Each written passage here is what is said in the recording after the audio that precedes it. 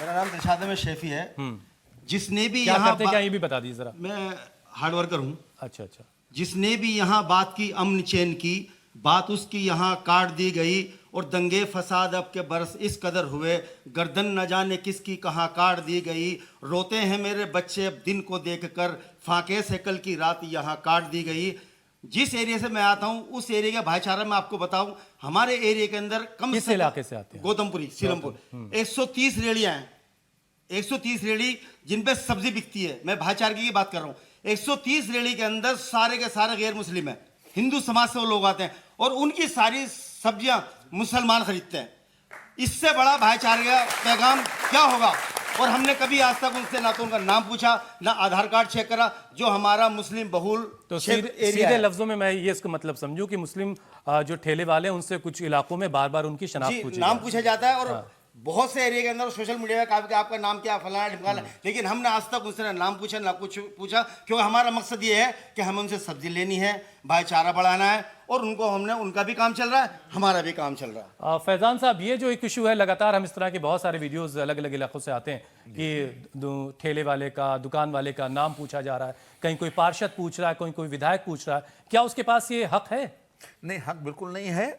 और इसके लिए कुछ लोगों ने कोर्ट में अप्रोच की थी, तो कोर्ट ने उस पर कार्रवाई भी की और कोर्ट ने कहा कि इसको हटाइए। अब की मतलब जब उन्होंने उसको रास्ते में सब ऑर्डर्स किए थे तो कोर्ट ने उसको रोका था कि नहीं, ये गलत है कि आप इस तरह की बात करें। लेकिन उसके बावजूद भी स्टेट गवर्नमेंट कुछ नहीं कर रही। स्टेट गवर्नमेंट ने माने, फिर दोबारा उसने ऑर्डर पास कर दिया कि नहीं, लिखना जरूरी है। तो ये नफरत तो खुद ही पैदा करा रहे हैं भाई। नफरत पैदा करा के मुल्क नहीं बचेगा। ये मोदी जी और योगी जी सुनने अगर इस तरह का माहौल बनाते रहेंगे तो ये मुल्क नहीं बचेगा। मुल्क की दुनिया में शाख गिरती चली जा रही है और एक दिन ऐसा आएगा कि इसे दुनिया में कोई सिवाय लगातार हम दूसरे मुल्कों से जो लोग आते हैं हिंदुस्तान, उनसे सुनते हैं कि भाई बाहर के मुल्कों में हिंदुस्तान का बड़ा नाम हो रहा है, हिंदुस्तान के लोग बहुत अच्छे तरीके से बाहर कहाँ नाम हो रहा है। ये अपने मुंह मियां मिट्ठू वाली बात। ये टीवी और वो जो उनके वो हैं, जो वही अपना कहते रहते हैं। वरना दुनिया में आप दुनिया के उठा के देखिए, जो भी ह्यूमन राइट्स की रिपोर्ट्स आती हैं उनमें देखिए, सब में यहाँ शाख गिरती चली आ रही है।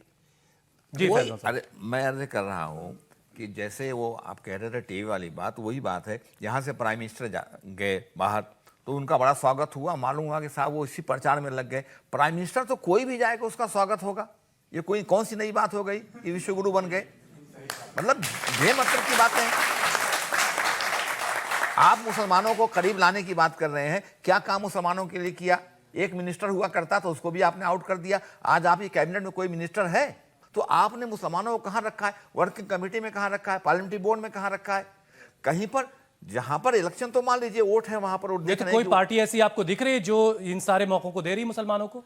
कोई नहीं दे रही है। कोई नहीं दे रही। तो फिर रेमेडी क्या है इदरीस साहब? रेमेडी क्या है? सोल्यूशन की बात हो जाए। नहीं, रेमेडी की बात आप कर रहे हैं ना, वही जो शुरू में बात आई थी। इसीलिए मुसलमान जो है वो इसी की तरफ देख रहा है। ये बहुत खतरनाक बात होगी जब मुसलमान की तरफ देखेगा। लेकिन फैजान साहब, मैं मुल्क के बहुत सारे हिस्सों में घूमा, मुसलमानों का रुझान ओवैसी की तरफ नहीं दिखाई दिया। मुझे नहीं दिखाई पड़ रहा है। मैं सोच रहा हूं, मैंने कहा मैं भी घूमता ही रहता हूं।